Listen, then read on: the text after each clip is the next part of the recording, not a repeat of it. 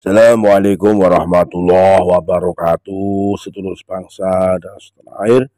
Jumpa lagi di channel Zakat Lupitu. Semoga dalam keadaan sehat, tak kurang satu apa, rahmat barokah, salam Allah curahkan untuk kita semuanya. Kiai Haji Marzuki Mustamar memberikan keterangan terkait dengan saat ceramah di Masjid Al-Huda Surabaya.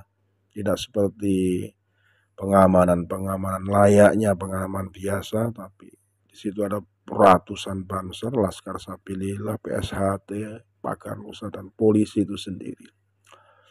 Dari awal sudah ada surat edaran penolakan dari FPI, ya. Dan itu bentuk intervensi FPI mengintimidasi takmir Masjid Al-Huda, ya, sehingga himbauan lagi-lagi keamanan ya dari pihak kepolisian ini masih berat sebelah, ya. Hanya mencari enak dan tidak bersusah-susah, akhirnya mengintervensi kiai, ya. Seorang kepolisian mengintervensi ulama atau kiai, itu kurang pas. Biar bagaimanapun ulama adalah pakunya atau bumi Indonesia. Jangan anggap kiai-kiai ceramah itu lebih tidak ampuh dari polisi yang pegang pistol atau bedil. Kiai ulama itu adalah paku di bumi Nusantara ini, jangan salah, ya. Jadi jangan didikte, diintervensi hanya dengan berseragam. Lagi-lagi tidak boleh membahas nasab Ali yang notabene sudah banyak sekali oknum-oknum yang meresahkan di bumi Indonesia ini, ya. Banyak sekali, tidak hanya Fufu, tidak hanya Hamflop, tidak hanya Hafem, ya. Semuanya banyak sekali keresahan-keresahan ditimbulkan. Manakala ada yang membuka secara jujur, keterbukaan malah dikebiri itu oleh pihak kepolisian itu sendiri. Kita simak bagaimana Kiai Marzuki memberikan klarifikasi keterangan saat podcast dengan Mas Yusuf. Sekali lagi lah mohon maaf dengan rahmat Nusantara. Assalamualaikum warahmatullahi wabarakatuh. Kalau surat dari Front Persaudaraan Islam Surabaya yang beredar menolak kehadiran saya memang ada, tapi kertas fisiknya kami juga belum melihat. Dan informasi dari aparat memang juga ada. Tadi malam pas kami pengajian, aparat juga pada datang dalam jumlah nggak kayak biasanya. Kemudian dampak dari penolakan itu, pansernya yang hadir juga banyak, lalu Pakar Nusa juga banyak, kemudian teman-teman PWI Perjuangan Wali Songo Indonesia juga banyak, lalu LS juga banyak. Nah, cuma fisiknya surat penolakan itu sendiri kami nggak melihat. Benar apa enggaknya walau alam. Cuma kesimpulan saya kalau melihat kayak begitu, lalu aparat juga bilang itu penolakan itu memang benar-benar ada. Ya baik, kalau boleh tahu apa alasannya isu yang beredar bahwa DPW FPI Surabaya itu menolak kehadiran atau ceramah Romo Yai Marzuki? Apakah terkait dengan materi ceramah yang mengulas tentang nasab habaib atau bagaimana, Romo Yai? Kami nggak tahu, mereka hanya beralasan Surabaya yang sudah kondusif, yang sudah tenang, damai, jangan diusik, intinya begitu. Kayaknya kehadiran saya itu khawatir merusak perdamaian, seakan-akan kayak begitu. Kami sendiri andai sempat ngomong langsung kepada pihak FPI, kepingin mengatakan sebetulnya apa ada sikap saya keputusan saya, ceramah saya yang menimbulkan perpecahan, yang menimbulkan permusuhan. Apa saya pernah mengajak orang bermusuhan?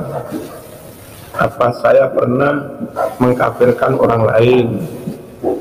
Apa saya pernah menyesatkan orang lain? Apa saya pernah mengajak jamaah mengasah golok? Apa saya pernah mengajak jamaah mempersiapkan senjata? Seingat saya nggak pernah.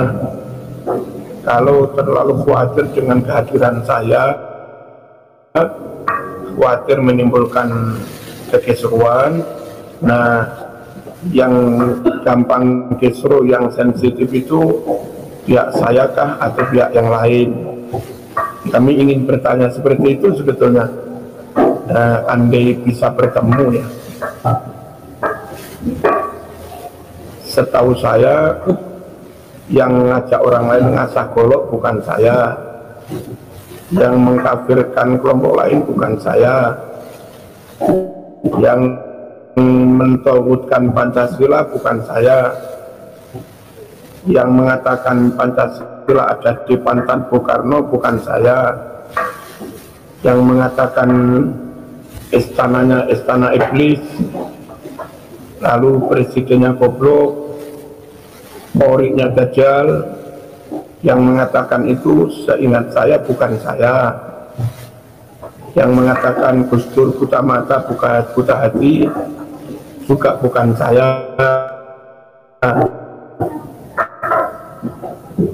Nah, lalu kalau ceramah atau kehadiran penceramah dikhawatirkan menimbulkan kekisruhan perpecahan, yang dikhawatirkan timbul perpecahan itu yang penceramah kayak begitu atau penceramah yang enggak seperti itu. Kami juga enggak ngerti ya, karena enggak sempat ketemu ya. Baik, Romo Yai, apakah kemudian pengajian yang kemarin berjalan secara lancar ketika Banser turun, Pagar Nusa turun, dan Pak Yai tetap bisa berceramah, atau bagaimana, Romo Yai? Kami ceramah dengan tenang, dengan damai, aman, lancar. Materi tersampaikan, terserap dengan baik.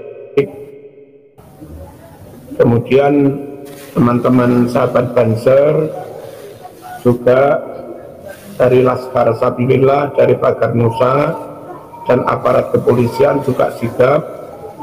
Bagaimana sejak kami turun dari panggung sampai masuk mobil, lalu kanan kiri mobil, depan belakang dipenuhi teman-teman tim pengamanan sampai keluar jauh, itu luar biasa. Kami sampaikan luar biasa teman-teman Banser, Pagar Nusa, Laskar Sabilillah, BWI, ada juga PSHT, ada juga dari Bonek. Kami sampaikan terima kasih. Mereka seakan benar-benar terlatih dan profesional melakukan pengamanan dalam situasi-situasi tertentu. Luar biasa. Hanya memang rupa-rupanya ada kesepakatan dari pihak pihak mereka mungkin dengan pihak takmir atau panitia yang dimediasi aparat kepolisian, hadir boleh tapi jangan bahas nasab. Ketika acara makan-makan sebelum naik panggung, kami juga dipesan oleh aparat kepolisian, juga oleh panitia, oleh ketakmiran, supaya nggak bahas nasab. Ya kami juga nggak bahas.